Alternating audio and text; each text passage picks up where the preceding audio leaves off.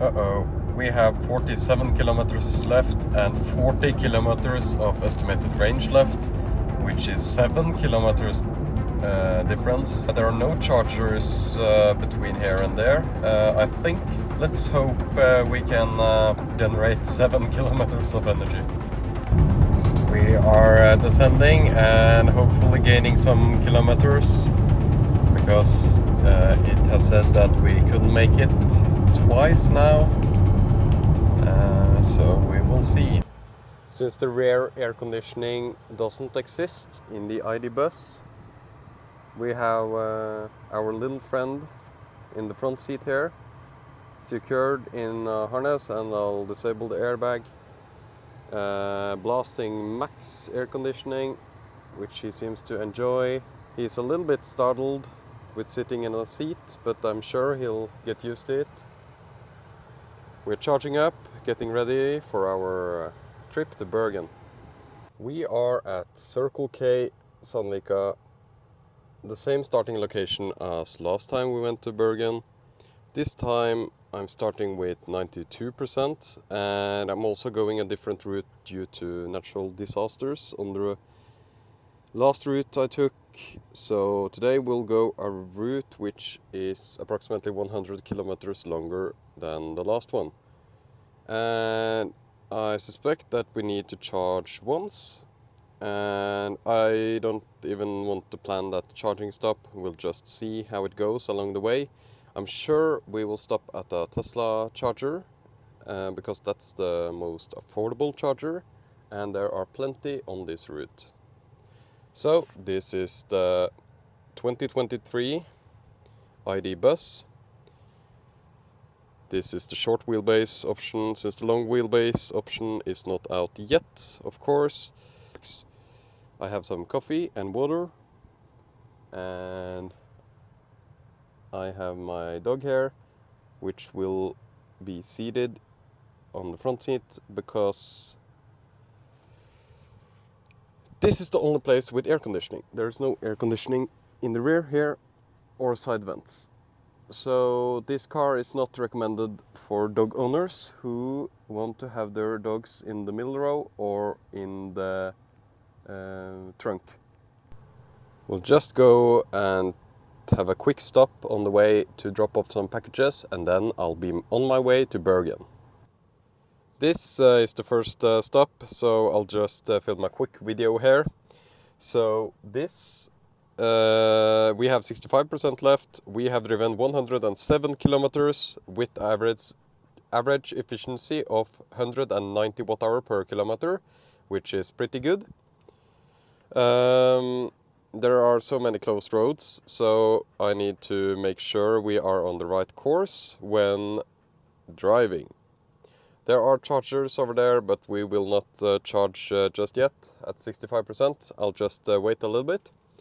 I think I'll plan the charging stop now, so I'll try to find an affordable Tesla supercharger that's on the way, and I think we only need to charge once to reach our destination. Let's see what we have in the car. So we have a lot of stuff in the car, so it's quite heavy, but it shouldn't affect the range too much. You know, it's as long as you don't have a trailer, you don't affect range that much with cargo. We have manual doors here.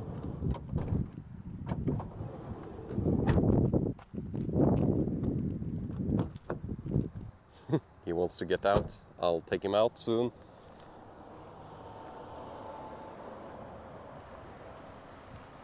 Square setup. 255, 50 R19. Actually not square, it's staggered. It's 235 in the front. And we have the Matrix headlights and light package, which looks really cool.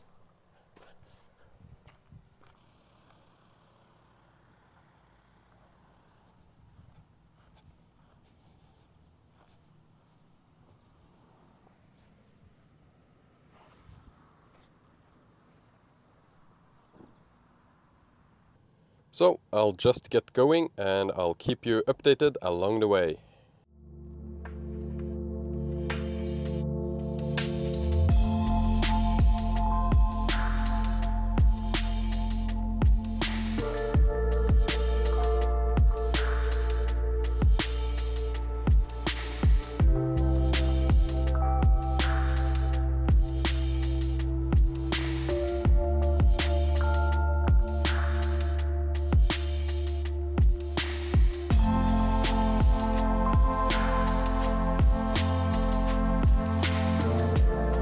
We are around 1.5 hours away from the supercharger.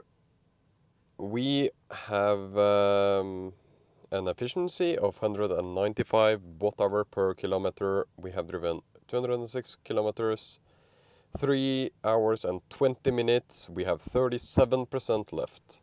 And you can see there is a lot of roadworks ahead. So I need to wait for the green light before I can drive.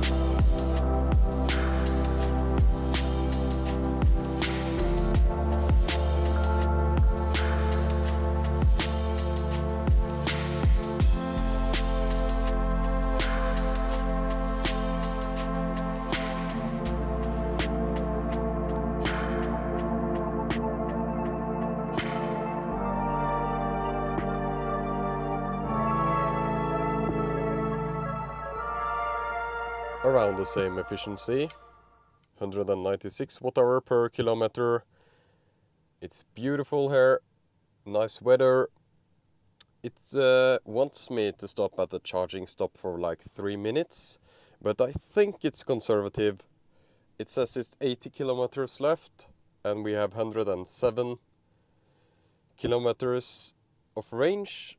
I think that should be fine, shouldn't it? It wants us to stop at this one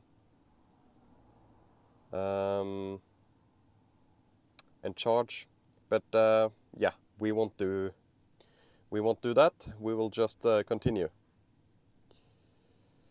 and hope we make it. We have 29%, 107 kilometers estimated, and it's around 80 kilometers to the destination. So let's just get some scenery footage. And yeah, he's doing all right back there. It's a little bit hot, so I need to keep the AC much lower than I want to, but it's better for him to have a place to lay down than sitting in this seat right now.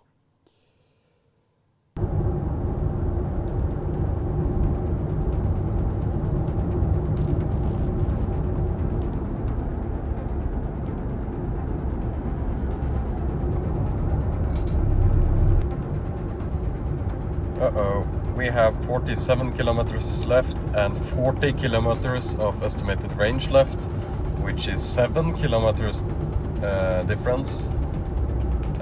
Normally I would be very concerned, but I know there is a ton of downhill from here, so I suppose it would be fine.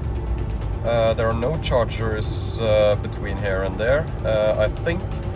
So there is no option. We just have to go for it, and let's hope we can generate 7 kilometers of energy.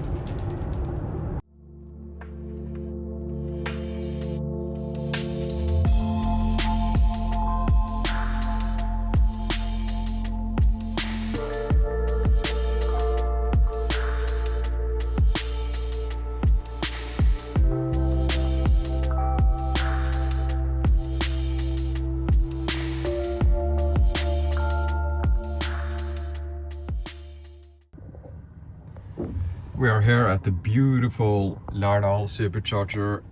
So a very interesting layout. You can see the Legacy Model S there. All those are V2 stalls, and there are 4, as far as I can see, V3 stalls. Just 4. So I have pre-activated 7B.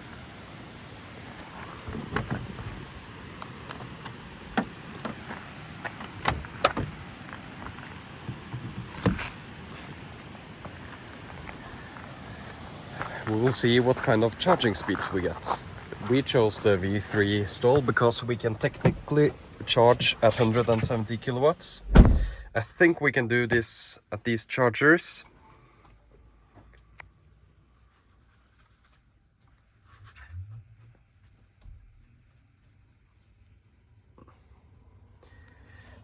What's really cool is that you can monitor this in the Tesla app as well, so you can get a charging curve.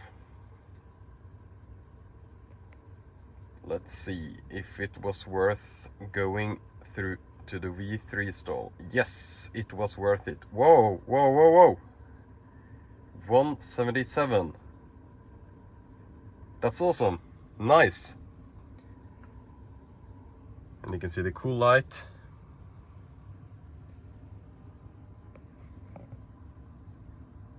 $178. We only need to charge for like 15 minutes, I think. There are absolutely no amenities, I think. There's like a restaurant which looks closed. There are actually some other charging stations over here. Tell me one thing, who is going to use these chargers? They are about double as expensive as the Tesla chargers, and the Tesla chargers are open to every CCS car. So there's one use case left, and that's CHAdeMO.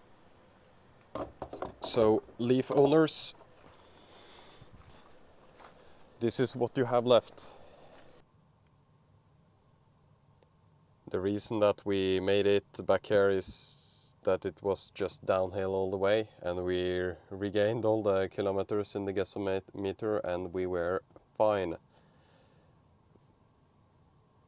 We're still at 102 kilowatts at 49%. Not too bad. It's around 200 kilometers left. 3 hours it estimates, which sucks. This trip has gone on for like 4 hours and 48 minutes already. 306 kilometers. So the average speed is very low. You can see the efficiency is awesome after the descent from the mountains. I don't know how you remove charging stops. I don't want this one.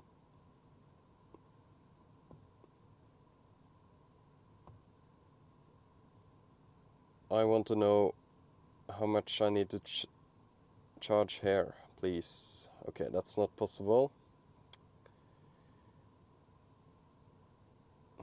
What is going on? Okay, yeah, that's the correct way. Okay, yeah. It says there is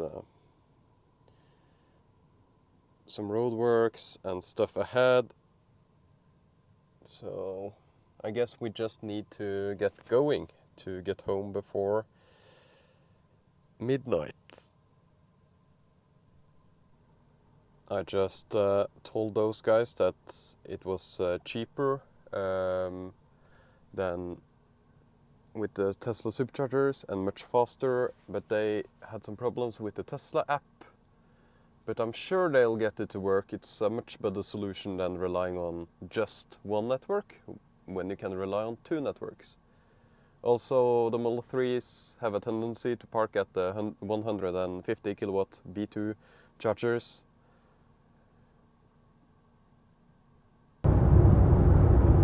be left with around 80%. That's more than enough.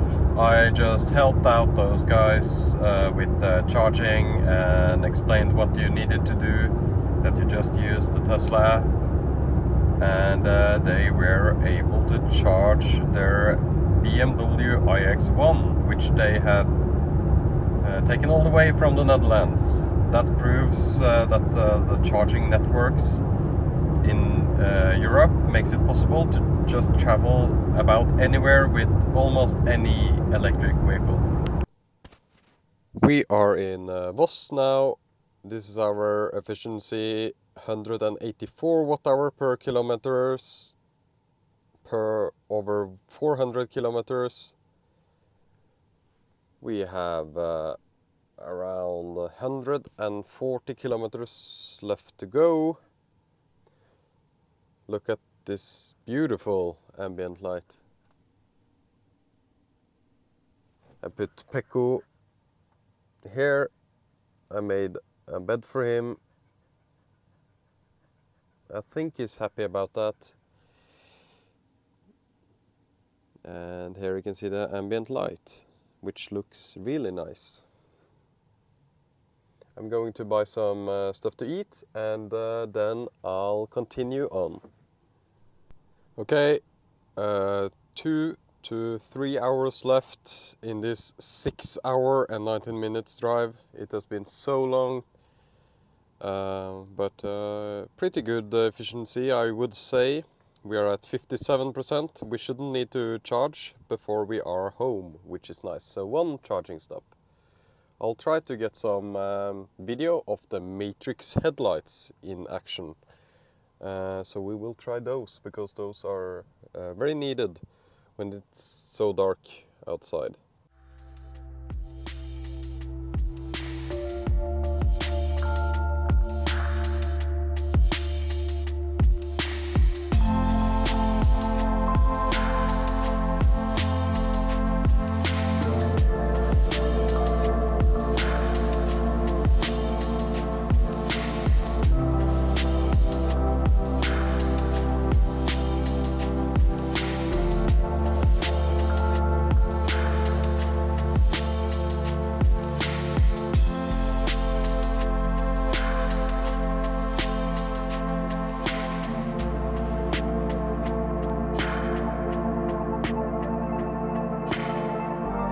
So the road was of course closed, so now I need to do a 3 hour, approximately 2-3 hour detour around, well, we're going around another fjord. Oh, this sucks. This will be a much longer trip than I anticipated, but I don't have to charge, which is nice.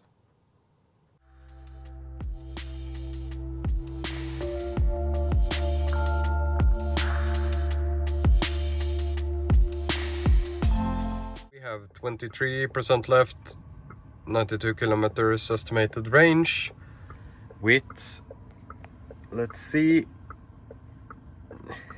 okay, we have 92 kilometers estimated and 62 kilometers left until we are home.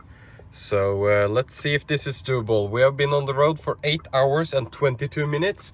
We have 1 hour left. This was disastrous trip with so many delays, road works, closed roads, but it's all nature and it's nothing I can do anything about. We are descending and hopefully gaining some kilometers, because it has said that we couldn't make it twice now, so we will see, but we are going down to the sea, so I think we should be fine. We have 12% left and we are very soon home, so we will see what percentage we arrive with.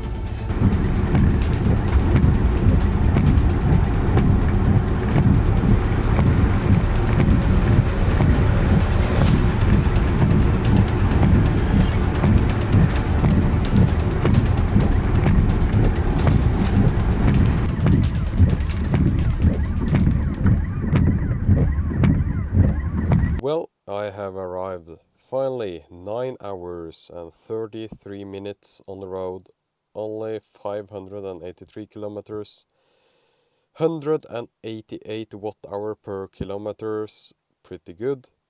We arrived with 4% and 17 kilometers left of range, which is great. A little bit nerve-wracking with the gasometer, which only induces some kind of anxiety, to be honest. Why not have a constant and a better route planner to use? I think the gasometer is kinda useless. Anyways, 4% on arrival, that's perfect. Thank you so much for watching this video. We arrived after 9 hours and 35 minutes with an average efficiency of 188 watt-hour per kilometers, or 18.8 kilowatt-hours per 100 kilometers. We arrived with 4% state of charge. We are now home. It's very rainy, and I think the conclusion of this trip is that the ID.Buzz is a pretty good road tripper. It's comfortable. However, the gasometer sucks, and I think the way Tesla does it with the constant, it's easier to learn the car and then know what it can do and what it can't, than having a gasometer that says, oh, you can make it, oh, you can't make it, you can make it, you can't make it, all the time during the entire trip. That sucks, especially when it's so much elevation change, and that's the main cause of this. Yeah, thank you so much for watching, and here are the final statistics.